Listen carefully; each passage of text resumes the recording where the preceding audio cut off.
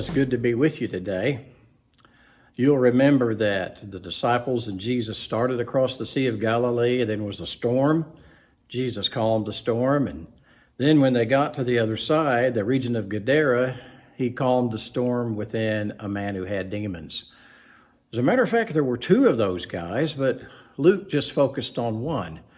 And I believe that the reason that he focused on the one was because that was the demon-possessed man set free who decided he wanted to follow Jesus. We don't know what happened to the other guy. But remember, the people of the city showed up and they saw their dead hogs and they saw their livelihood going down the drain, so to speak. And they asked Jesus to leave.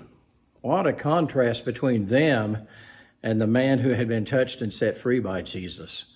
One group wanted Jesus to go away, and the other, this guy, wanted to follow Jesus. It says here in the Luke passage, the man from whom the demons had gone out was begging him that he might accompany him. But he sent him away, saying, "Return to your house and describe what great things God has done for you." So he went away, proclaiming throughout the whole city what great things Jesus had done for him. Who can argue with a testimony?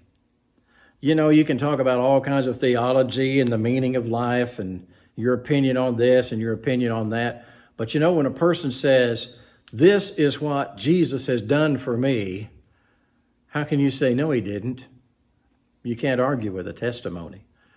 And here was a man who was clearly transformed before them. And day after day, he would tell people, "Jesus set me free from the demons that possessed me." Well, he wanted to go with Jesus, didn't he? And Jesus said no. Well, so who was getting in the boat with Jesus going back to the Galilee region? Well, the apostles. Only so many people can be apostles. You look in 1 Corinthians chapter 12, where it talks about the gifts of the Spirit, and it says, God has put each one of us in the body of Jesus Christ as it pleased him. In other words, one person has one particular gift and responsibility, and another person has a particular gift that's different from that person's, just like different body parts in the human body. And in that passage, 1 Corinthians 12, it says, are all apostles, are all prophets? Do all have gifts of teaching? Do all have gifts of healing and gifts of miracles? Point being, we all have different things that God wants us to do. But each one of us has the responsibility of following Jesus and telling people about the great things that he's done for us. God bless you real good. I'm done.